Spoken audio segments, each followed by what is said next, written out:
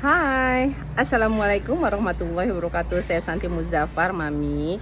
And saat ini saya sedang berada di Pusat Bimbingan Disleksia Jenius Titi Wangsa, yang akan sebentar lagi kita akan bertemu dengan prinsipalnya, ya, Puan Bulan Ayudin, ya, dan juga Mami Rani, ya, salah seorang mami yang memiliki anak disleksia dan autism, yang sekarang anaknya sudah besar dan pernah mengirimkan anaknya ke center ini. Oke, stay tune ya. Thank you for watching. Saya Santi Muzaffar. Assalamualaikum warahmatullahi wabarakatuh. Bye. Ada dua kelas saja.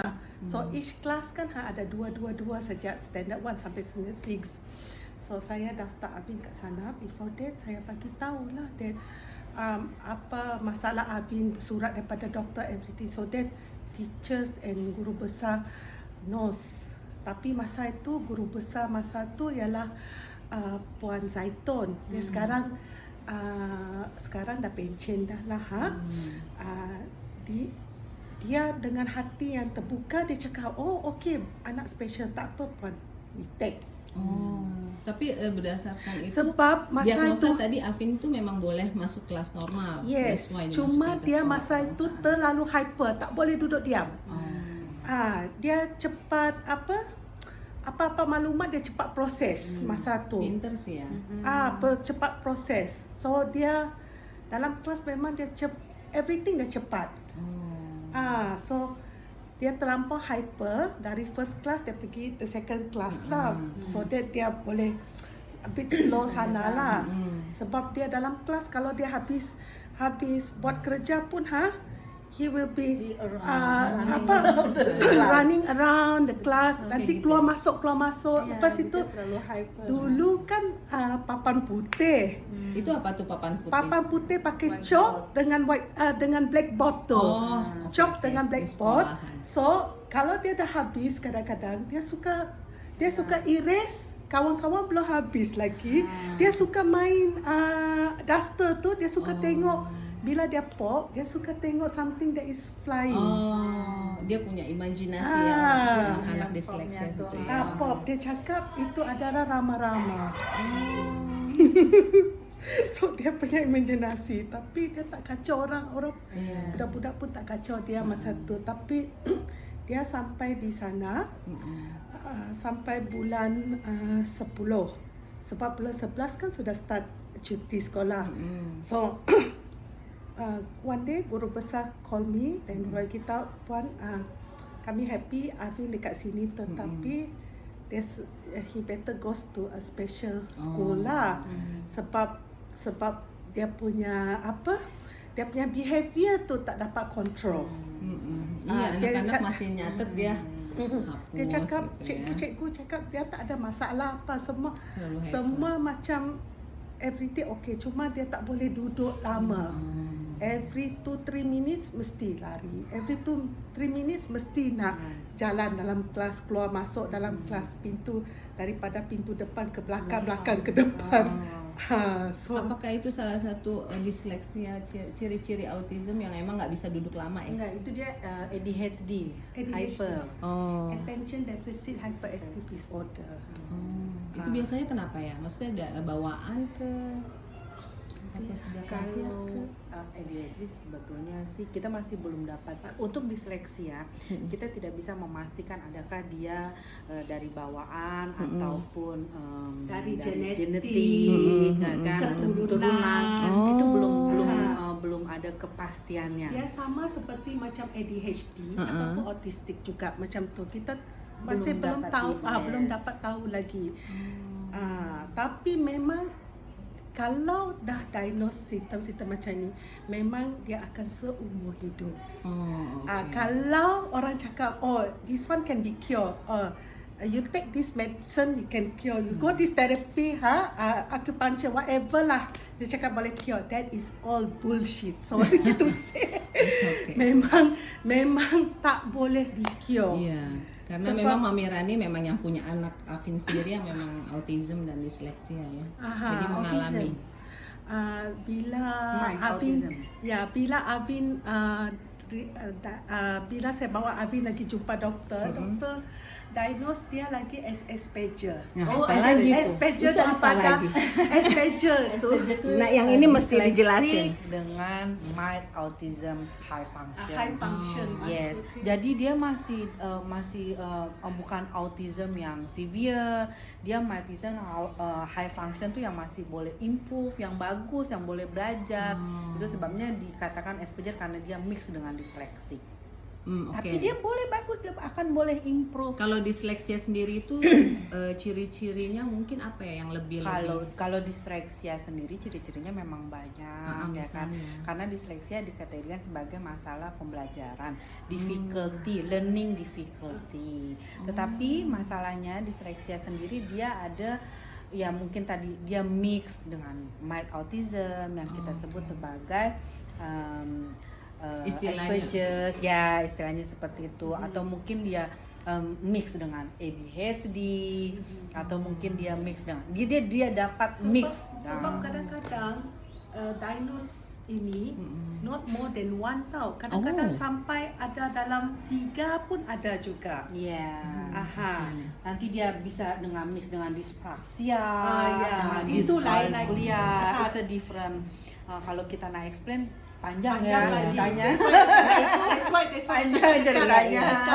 Mami Shanti mungkin kita akan buat satu bikin seksi kan, kita apa buat sih ini, apa sih itu, apa yang simptom ini, apa simptom itu.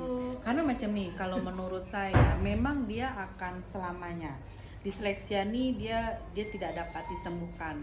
To be honest lah, bohong lah kalau misal kata ada orang yang mengatakan bahwa dia bisa disembuhkan. Dia akan sepanjang masa, tetapi dengan adanya terapi dia dapat cope. Dia dapat cope. Dia membantu untuk cope dengan masalah dia. Gitu. Jadi bayangkan kalau misal kata dia nggak ada terapi, dia nggak cope. Jadi macam mana dia tak ada how to survive lah in the future ya, yes. especially kalau orang tuanya sudah tak ada istilahnya seperti itu. Karena macam ni, dia terlahir dengan masalah di diri dia. Lepas itu dia tidak ada bimbingan terapi, dia tak buat terapi ataupun apa-apa. So dia akan mengalami masalah dia di kemudian hari akan bertambah dan bertambah, getting worse and getting worse and getting worse, tanpa dia tak tahu bagaimana dia cope. That's why kalau pergi diagnosis awal, terus kalau dapat tahu anak ni ada jenis-jenis simptom dia ni kan, terus pergi for therapy. Jangan tunggu sampai I got few parents kan anak dah diagnose awal-awal dah masa still young, tapi tak nak mengaku, tak nak ambil initiative and then deny lagi that anak dia special, but we can see somewhere wrong somewhere, and then kalau di sekolah mempunyai masalah, tapi kalau di sekolah normal, kalau budak ini ada masalah, kita nak cikgu nak recommend dia pergi ke special school atau special class, payah sebab dia tak ada kad OKU. Kalau tak ada kad OKU ni, dia tak boleh pergi ke special school atau special class. Masuk ke bimbingan seperti ini. Kalau masuk ke bimbingan ini kita boleh terima with or without OKU card, karena kita pun champion yang kita tanah anak-anak kita dapat ataupun memegang OKU card. Kita champion untuk itu, tapi semua independen daripada parents. Yes. Terus alasannya yang tadi maaf terus alasannya kenapa dari Puan Bulan sendiri nggak mau anak-anak itu yang benar-benar fight kalau boleh anak-anak disleksia itu tidak memiliki kartu OKU ya. Kenapa ya? Karena gini, masalahnya since dia memegang OKU kan dia akan dilabel sebagai OKU. So seumur hidup. Ya, disleksia ini dia bukannya penyakit. Dia hanya masalah dalam pembelajaran. Jadi bayangkan, misal kata dia dah buat terapi, dia dah cope, dia dah boleh handle, dia dah boleh baca, dia dah boleh semua, dia dah boleh beraktiviti seperti biasa, tiba-tiba dia pegang OKU. Kasihan dia mau melamar kerja ya kan? Susah. Company pasti dia akan tengok, dia ada OKU kan, automatically 60% akan menjadi bahan pertanyaan, question. Oke, good reason. Susah kan, so better tak payah. Tapi kalau untuk sekolah di sekolah kerajaan, dia perlukan kad OKU untuk pergi masuk ke kelas PPKI ataupun kelas special school. Special, itu yang apa ya, yang antara kami dengan government tuh tidak berjalan dengan baik, karena gitu M-nya karena kita dan champion yang no, dia boleh tapi sebetulnya memang boleh. Saya ada parents juga yang betul. Macam anak dia ada diagnose daripada doktor bagi tahu anak dia ini special, perlukan terapi, tapi parents deny, parents tak nak macam parents ni tak nak labelkan anaknya sebagai OKU kah, special kah. Dia simpan anak dia sampai dah certain age kan, sampai baru teenagers dah tak boleh, sebab bila dah start meningkat remaja, hormon dia orang sudah change tau, macam hormon budak normal juga. Bila dia orang dah start agresif, you can't control them. So kalau dah start begitu kan, kadang-kadang parents ni tak dapat control, baru dia orang search for help. Bila search for help, doktor akan marah balik kepada parent. Dia tanya, saya dah diagnose awal-awal, kenapa you all tak ada ambil inisiatif dan getting untuk worse, getting worse, anaknya hanya dikasih medicine. Yes. Dan medicine itu mostly ini obat-obat penenang kan? Begitu. Dan obat-obat penenang itu sebenarnya nggak boleh, karena itu akan membuat development brain itu justru terganggu. Benar ya? Jadi kalau boleh dielakkan lah. Tapi ya itulah, sometimes parents kan nantilah malu. Macam Abi dulu, saya diberi Abi masa dia nak masuk masa dia umur 6 tahun, 6 plus masuk 7 years old, masuk darjah 1. Doktor ada bagi saya sebab saya pergi hospital kerajaan saja untuk terapi. So follow up terapi lah. Doktor ada bagi ubat dipanggil Ritalin. Ritalin ini untuk bagi dia untuk tenangkan dia di dalam kelas. So saya dah baca dah advantage dan disadvantage dia kalau nak makan ubat. Very good ya, Mami itu. Rani. Biasanya kan udah kayak gitu udah kasih aja, but you search dulu ya. Oke, very good. Sebenarnya masa saya punya kami ada jaring saja, Google apa semua tak ada wujud lagi, WhatsApp apa semua belum ada lagi. So research kami dalam jaring pun tak ada apa-apa. So saya selalu ambil inisiatif saya sendiri, pergi ke National Library untuk buat research, baca buku, pinjam buku, apakah all aman these atau things enggak lah, gitu. all these things about medication, budak-budak ni macam mana, how we tackle them, everything. Rajin ya, bukan hanya kasih obat, kan. So at the end saya bagi tahu saya tak nak. I can try to biar saya control, cuba kontrol Avin tanpa ubat, tapi memang masa itu memang Avin super hyper. Dia boleh panjat sana panjat sini semua. So sabar ya Mami Rani. So boleh berjaga tengah malam juga kita. Dia punya specific time untuk tidur pun sekejap-sekejap. Kalau budak-budak hyper ni. So you selalu kena alert. Kena alert. So syukurlah until now Avin can be managed lah. Ya, can be managed. Sekarang ni dia berprestasi juga ya. Dia belajar dia sekarang ambil course diploma in logistics management. Dan Avin itu juga graduate dari Dyslexia Genius Titiwangsa sini ya. Istilahnya dia dulu a few years tahun berapa back ya? tahun 2000 dia start 2000 tahun 2010 tak silap saya. Masih sama your masih ya? masih Puan siapa namanya? Puan Syariah. Bulan punya mam. Mam in-law ya. Oke. Masa itu Puan Syariah. Bila saya daftar Avin datang ke sini sebab saya dapat rasa that mana saya nak cari persatuan ADHD di Malaysia.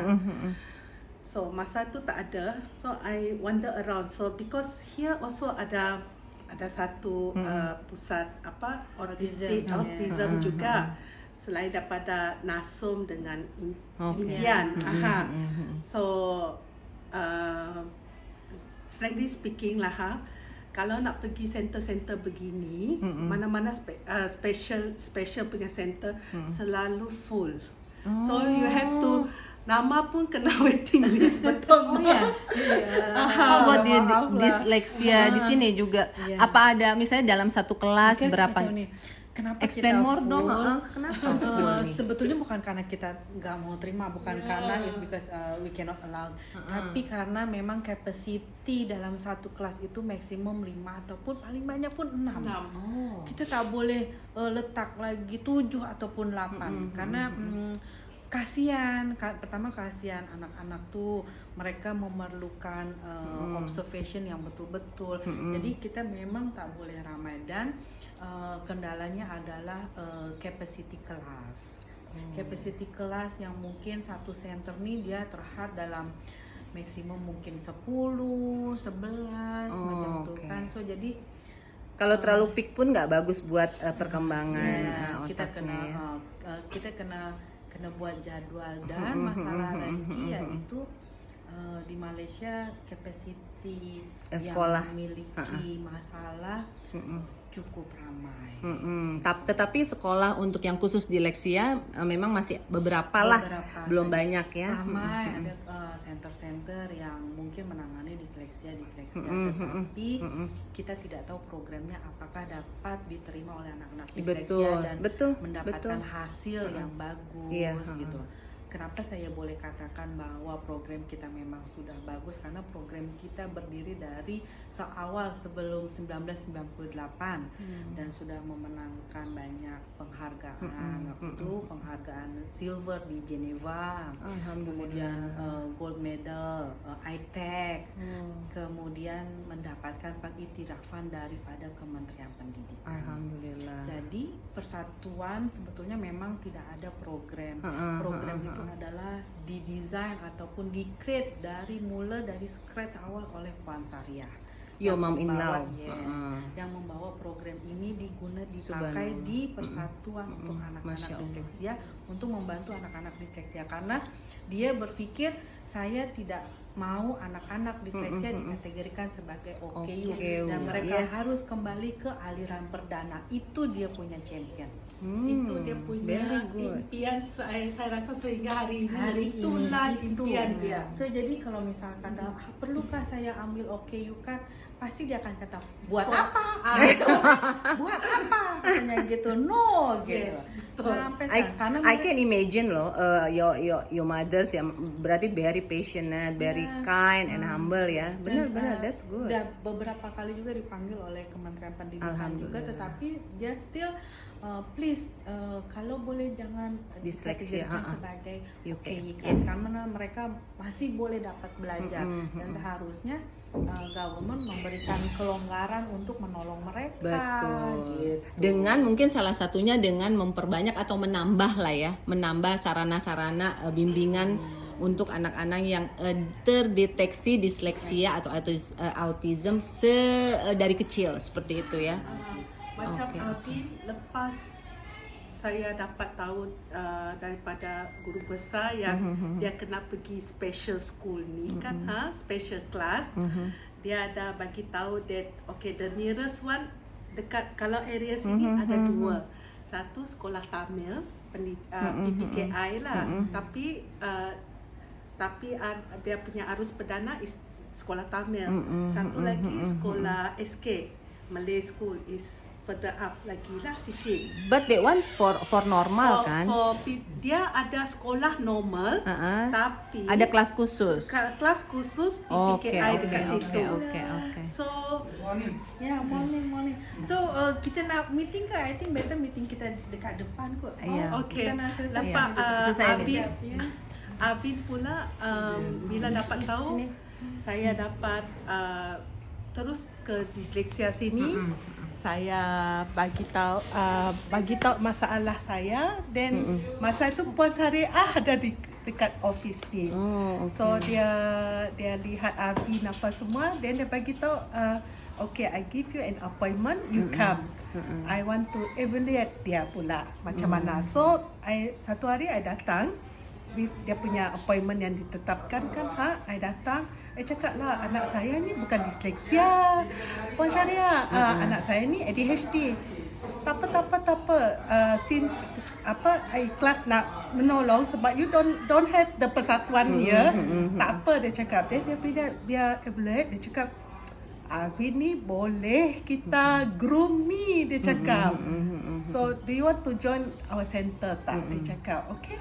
I letak lah, so for few years lah, I can't remember berapa tahun, tapi touch wood lah, sampai dia Avin naik kelas arus perdana tu yang saya stop sebab saya dapat offer daripada Persatuan Autism Malaysia, NASOM, just across the road sebelum dia pindah di sini. Dan Avin ada placement dekat sana. That is pun saya dah tunggu dalam 2 tahun kah? Dan sekarang Avin udah berprestasi ya, udah bisa melukis. Avin sekarang 20 tahun. He's a part-time model and actor. Achievementnya apa lagi? Dia bekerja sama dengan fashion designer JK. We call Papi J. Yeah. J Kumar. Mommy's all we call I share the Papi. contact later. Papi Ya. J. Very kind. Very nice, very humble and nice. Dia memang guy. concern ya. Dia concern he is banget very ya sama concerned anak-anak dengan disleksia. budak-budak istimewa ni. Dia yang bawa Avin punya art creation into fashion. So touchwood sampai sekarang masih Jadi hijab dengan baru-baru paintingnya. ini ada hijab. Iya, later. Later ya kita bikin event. Boleh. Dengan youth program, so nanti kita then- boleh dudukan. Betul. dengan kawan-kawan. Dan dia, Avin motivate pula baru ni ada di menang dalam I'm a Model Search 2021 inspired model, and he is dia pecah rekod pageantry Malaysia being the first model with ADHD autistic. Alhamdulillah. Oke, syukur. Amin. Nah, balik lagi ke Mami Bulan ya. Dan di sini kita sudah ada udah ada 2 tamu ya yang nanti nih ada Mami Suzana, ada Papi, semua kita panggil laki-laki Papi ya. Papi Greg yang memang nantinya ke depannya insya Allah dia akan membuat satu macam kayak monopoli gitu tapi yang khusus disleksia insya Allah. Oke, nah sekarang kita dengerin nih untuk mempersingkat waktu karena harus jemput anak. Ya, nah terus kenapa nih as I know nih ya, Mami Bulan kan tadinya sama-sama kita orang Jakarta ya, dan setelah menikah dengan Malaysia, dan kita kerja apa sih? Kenapa pilih menjadi pegang sekolah disleksia ini? Padahal Mami Bulan ini bachelor, kita bilangnya S3 loh. S3 Bachelor 3, I don't know in Malaysia apa. Jadi udah di atasnya Master of Science, dan dia ngambil sekolah lagi dan itu low. Sama seperti anak saya, baru beginner maksudnya, lulusan UI, Universitas Indonesia. Gimana? The first pertama kali saya datang ke sini ya. Kita kok membahas Indonesia aja Iya, ya? boleh. Ya, boleh kan. Kita Indonesia. Pertama kali datang ke sini, saya melihat anak-anak disleksia. Dan saya merasa Nangis. I've been there because I am dyslexic. So, I'm sorry. this I is just my know. Oh my god.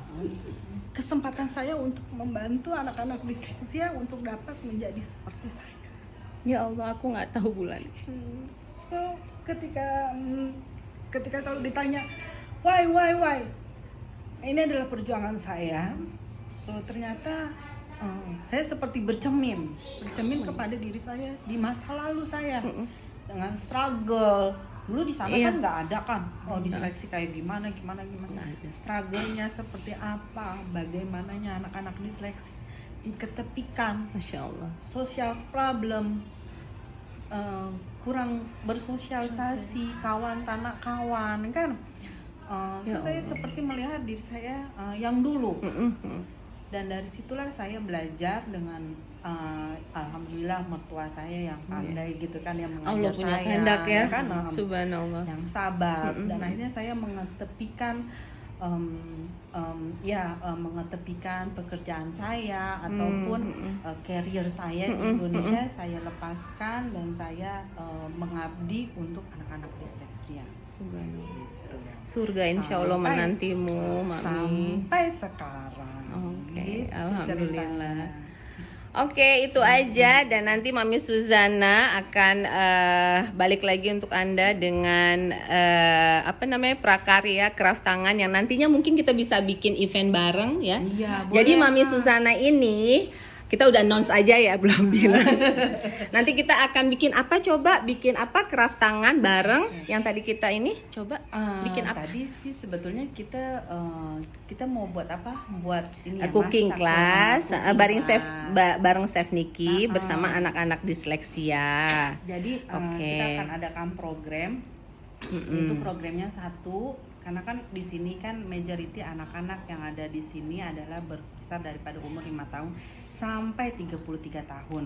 Bayangkan dong, ada juga 33 yang 33 tahun yang udah remaja, udah dewasa, mengalami masalah. Kita disleksia center ni dia belum ada lagi di Malaysia yang center khas untuk budak-budak disleksia ni, untuk teenagers ataupun adults disleksia kan yang vocational. Ya. So, jadi itu yang saya tadi kalau boleh minta tolong dengan craftnya Mami ya kan, untuk bantu kita buat yuk program untuk tingkatan mungkin remaja yang besar-besar, mungkin buat masak atau makanan yang lebih untuk seusia mereka yang bisa distandarisasikan. Kemudian untuk anak-anak yang usia mungkin tengah-tengah, dan untuk anak usia yang early intervention program Termasuk yang belajar memotong bawang itu ya. Karena kan ternyata majority tidak mereka sama. kan menggunakan motorik skill mereka kan sometimes kan lemah ya kan. So jadi bagus kalau misal kata bikin masak lah, apalah blender ya, tapi harus ada guiding lah, karena sometimes kan nanti betul jadi meriah jadi pecah kemana-mana. Nanti kita Chef Nikela ya, Chef Niki yang lagi nonton nanti harus kudu kena, insya Allah ya bisa join ya. Oke, saya sebelum saya nak tutup, saya nak pesan lah siapa-siapa mami-mami sekarang, daddy yang ada anak disleksia ni kan boleh hubungi saya juga, sebab saya dalam 012-9756-077 kalau perlukan apa-apa advice tak tahu arah tuju macam mana saya boleh share lah perjalanan macam mana and then saya boleh bantu juga mungkin introduce kawan-kawan dengan anak-anak disleksia yang lain, grup yang boleh support group yang boleh bantu anda juga di sana. And at the same time saya another friend of mine, kami di bawah Encik Pak Isno, founder of DEM Management, kami ada buat audition pada 19 Disember di studio Wangsa Maju untuk program untuk pengambilan khas untuk anak-anak istimewa ni. Nah itu mungkin bisa ini untuk berlakon. Oh itulah. Kanak-kanak. Jadi nanti barengan sama bisa kerja bareng sama Mami Bulan ya, disleksia. Apa information nanti. Yes, cute. Nanti saya akan ke udara dengan Mami Santi, dengan Mami Siap. Mami Bulan juga. At the same Sounds time, great ya, at the same subhanallah. time saya tengah cari talent yang baru istimewa, tak kira disleksia kah, ADHD. Nih anaknya Mami Susan, ada anak kan? Kah, nanti dia jadi untuk peragawan. brush up mereka untuk jadi model. Ya, kalau boleh sama ayahnya. Okay, for your info, I have one dyslexia model. Oh, oke. So ini ialah daripada Mami dia sendiri yang usahakan dia. Oke, macam Mami Rani And lah. then dia pun budak ni juga, she's acting also. Oh, alhamdulillah, So subhanallah. one day saya akan introduce Please to you do. all. Iya. Also. Nanti ada kegiatan, nanti pastilah kita Yes. kita Sekarang gandeng ni saya Mami tengah Rani. cari budak-budak istimewa yang baru. I think for the first time maybe boleh buat program ke, Iya, mungkin kayak boleh perkenalan dulu. Yes, jemputan perkenalan dari, dulu ya. jemputan untuk misalnya kata Elaya, kita boleh info ke ke parents kan, siapa yang mau mungkin ambil ekstra kurikuler acting Ya, atau itulah, apa gitu kan, kita boleh datang, so you boleh show the program kan, talentnya macam mana, bagaimana, so boleh di Iya. Sebab dia bila Avin dah start dah naik dalam, bila dia masuk pertandingan I'm a Model Search ni, bila dia menang Inspired Model, touch wood, untuk untuk I'm a Model Search 2020, Oh, 2020. 2022, dia ada 4 remaja istimewa yang masuk dalam kategori I'm a Model Search Teen untuk tahun hadapan. InsyaAllah. So there will be a second audition juga in December. I will let you all know when is it. Sorry, Mami dah lupa. Just that the second audition. So I hope that kalau ada anak-anak istimewa yang umurnya 6 tahun sehingga 45 tahun, come and join the audition. Ya udah. Ada apa-apa, just contact me 012-9756-077 untuk keterangan lanjut. Atau langsung aja. Yang ini di bawah foundernya Encik Faiz Nur,